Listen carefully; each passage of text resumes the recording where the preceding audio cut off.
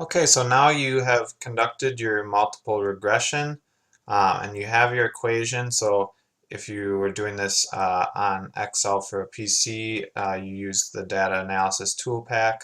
Um, or if you were on a Mac, you use the linest function, or also on Google Sheets, that could work.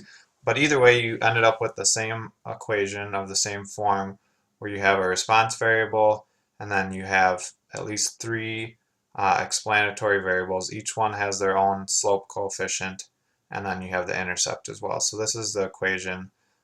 It'd be best to just copy and paste that kind of right near where you have your 5-number summaries, because to calculate the predicted values for part B, and then you'll have to discuss them in part C of question 3, you're going to need to have both the equation and your quartile values and your median values.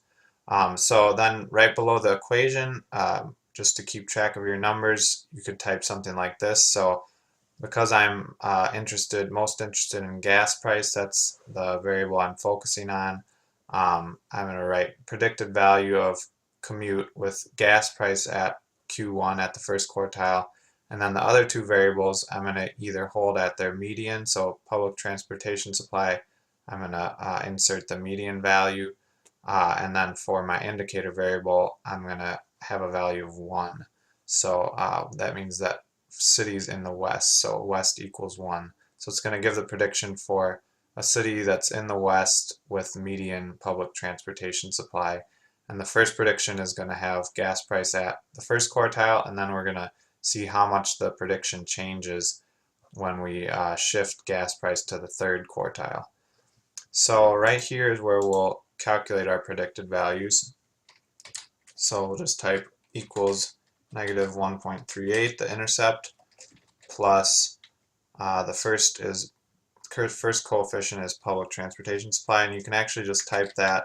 If you have a number that's in scientific notation like that, that's a very small number, you should just be able to type like that, just like the way that you see it, 2.6 e negative 0.6 times, and then this is going to be the median of public transportation supply. So I've got my 5-number summaries right here, so I'm going to just click there, or you could type in that number.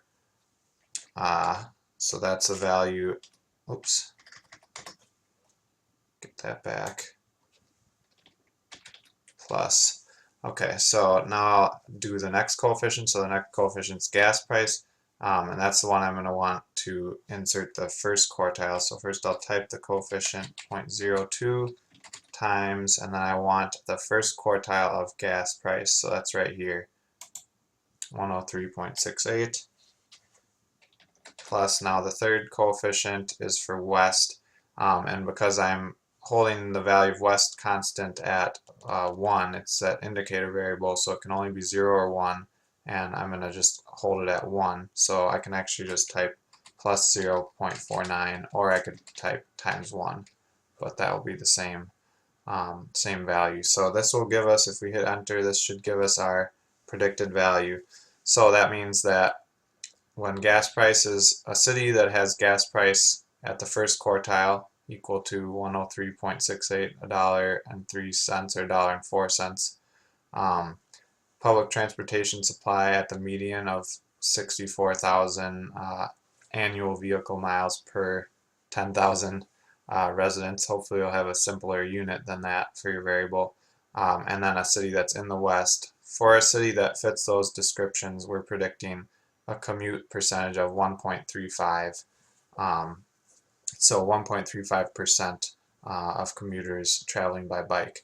So at Q3 it's actually pretty much the same thing, just change that one value, 1.38 plus 2.6 e negative 6 times, again, the median of public transportation supply, plus 0.02 times. Now this is what's going to change, is we're going to do the third quartile this time for gas price. So that's your variable of interest, the one that you're kind of most interested in, that was maybe the one that you focused on in your hypothesis ideally. So that's going to change to the third quartile for the second predicted value. And then the third one is our indicator variable, so again that's going to be at a value of 1, so 0.49 times 1.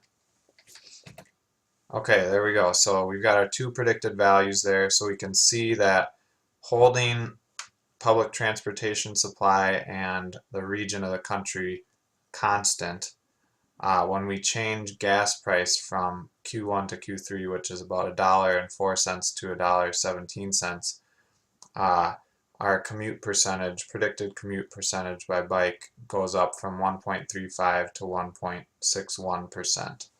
And again, so you can compare that to the predicted values that you calculated before controlling for the additional explanatory variables. Um, and this should probably be smaller, a smaller change, because you're holding those other variables constant, so you're kind of getting rid of any change that was due to those other variables, and you're isolating the change that's due to the actual change in gas price. So it's still pretty significant or pretty substantial change there, but probably it'll be smaller than in the simple regression. So that's part C. When you're comparing the values, you kind of have to evaluate, do you still think this is uh, a substantial change? Kind of, does it seem like a big difference to go from, in this case, 1.4% biking to 1.6%? So that's kind of a judgment call, a subjective judgment that you have to make an argument about. Okay, so that's how you calculate the predicted values for question 3, part C.